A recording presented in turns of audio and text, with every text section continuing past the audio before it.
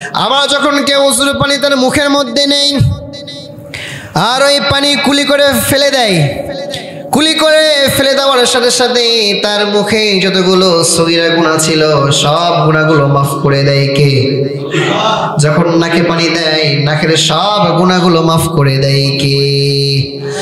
আবার যখন আপনি সুন্দর করে মুখে পানি দিবেন, সমস্ত মুখ যখন ধৌত করবেন, ধৌত করার যখন শেষ হয়ে যাবে, আপনার চেহারা থেকে যেই পানির ফোঁটাটা সর্বশেষ পড়বে ওই ফোঁটার সাথে সাথে আপনার চেহারার সব সগীরা গুনাহগুলো মাফ করবেন কে? যখন আপনি আপনার দুই হাত কোনো ঈশ্বর ধৌত করবেন তখন আপনার দুই হাতের সব গুনাহগুলো মাফ করবেন কে? আবার যখন আপনি সুন্দর করে আপনার দুইটা পা ধৌত করবেন তখন আপনার দুই পায়ের সগীরা গুনাহগুলো মাফ করবেন কে? এরপরে আপনি উযু করা যখন শেষ, উযু করার পরে আপনি আল্লাহর সামনে দাঁড়িয়ে যাবেন, কমসে কম 2 রাকাত নামাজ পড়ুন। কয় রাকাত? 2 রাকাত, 4 রাকাত, 6 রাকাত আপনি যা পারেন পড়েন, কিন্তু কমসে কম 2 রাকাত পড়বেন।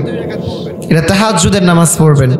যদি আপনি তাহাজ্জুদে অভ্যাস করতে পারেন আপনার জীবনটা কিভাবে যে পরিবর্তন হবে আপনি নিজেও বুঝতে পারবেন না। সুবহানাল্লাহ।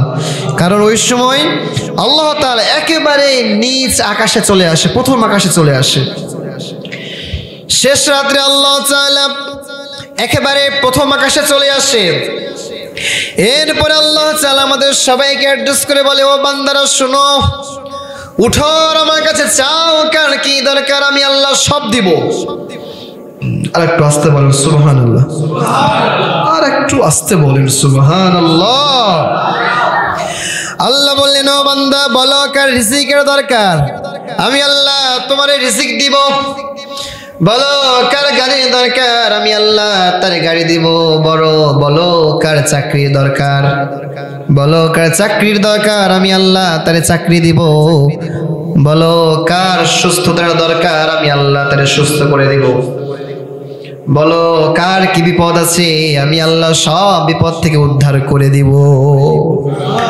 আল্লাহ এরকম ভাবে আমাদের সবাইকে অ্যাড্রেস করে ডাকতে থাকে আর বলে, বান্দা বলো কার কি লাগবে বলো, আমি আল্লাহ সব দিব।